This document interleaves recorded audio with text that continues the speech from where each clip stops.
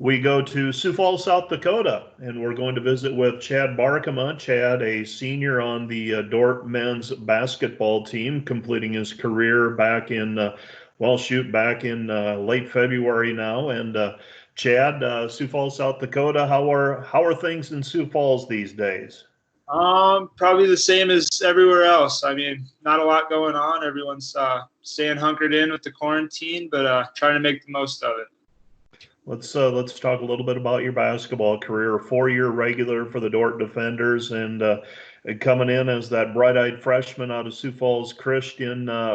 What were you expecting out of your basketball experience at Dordt, and how did things play out for you? Yeah, I mean, I was excited to come in. I mean, I was on the varsity team, but didn't really know what my playing time would look like, but just kind of wanted to contribute in any way I could and find my role on the team. And there was a couple injuries, kind of Dalton Franken got injured halfway through the season, if you remember that. So that kind of gave me the opportunity to step in, and I actually started a few games at the end of the year and kind of find my role towards the end of the year and figure out what the rest of my career would look like. But yeah, it was interesting, and I think freshman year is always kind of a struggle once you get kind of halfway through and you realize it's a lot harder and different than high school basketball, but enjoyed every minute of it. What are some of those differences transitioning from high school to college play? I mean, one of the first things you realize is everyone's just as good as you are, if not way better. So there's a lot to improve on, and the game's way faster, so you got to get used to that. And then I think the other big transition from high school to college is just kind of how long the season is, and it really grinds on you, and with classes are a little harder, and then kind of after that Christmas break gets out, you kind of realize how long the season is as a freshman. It's kind of a little grind there, but you get used to it and enjoy the process. This past year, things were going along pretty well. And at the Corn Palace, Mitchell, South Dakota, January, a pretty inconspicuous play, but it ends up impacting you and this season. Broke your hand. And take me back to that night and that play, because it was something I didn't realize until later on that you had actually gotten injured on the play. Yeah, I don't think anyone really knew, even a lot of the guys on the team right away, because I did it in the very last 30 seconds of the game on a sideline out of bounds play.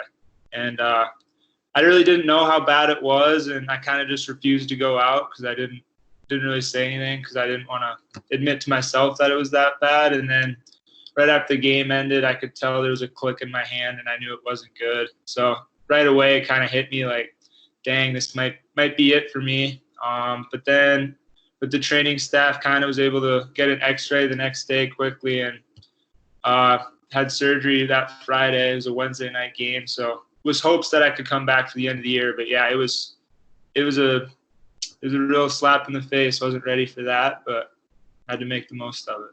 How important was it for you to be able to get back and play at the end of this year, having that injury? Because I did the math very quickly in my head when I found out the injury and the surgery and the projected timeline, and I thought, okay, if everything goes correctly, you might have a shot. How important was it for you to be able to play those last few games?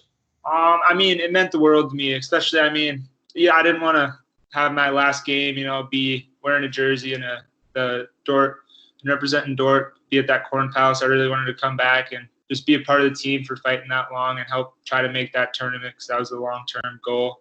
So I knew the goal was to be able to play for the conference tournament. And I think even with the team, just keeping my high spirits and while I was injured, being a leader for the team off the court. And I think with the mindset of knowing I would be able to step back, like keeping working and staying in shape during that month off. And I mean, it was a big part of it that helped a lot, knowing I could try to make an attempt to come back. We transition now to spring break, and school has been put on hold, and eventually you're told to stay home and complete your coursework online. How has that transition gone? What have been some of the challenges with completing your coursework that way? And I guess what are some things that you've learned through this scenario?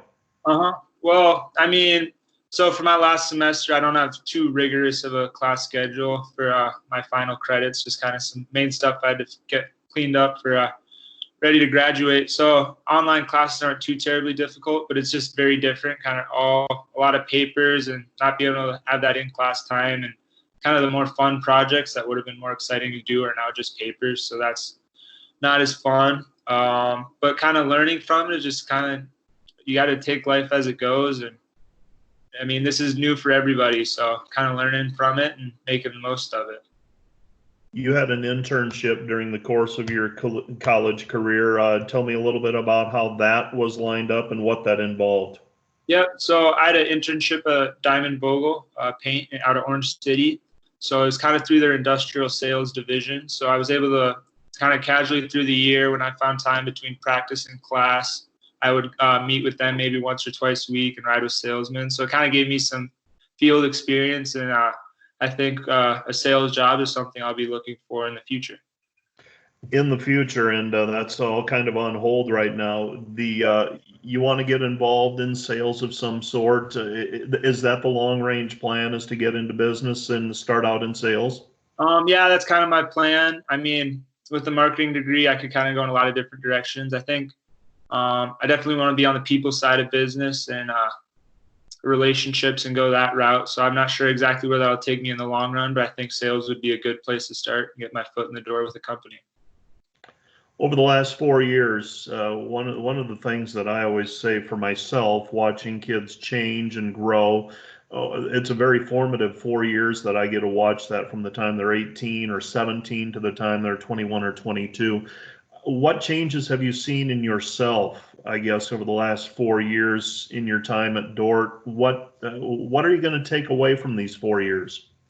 I mean, takeaway, I mean, the relationships I've made are the biggest things. And I mean, changes I think I've seen myself is just how to be a good leader and kind of hold people accountable in a group setting. Because I mean, I was a captain on the team the last 2 years, and just trying to make everyone feel included and make it a good team atmosphere as a leader, and not be bossy or stuck up, but take that with pride. And I've really enjoyed that process, and I've learned a lot from it.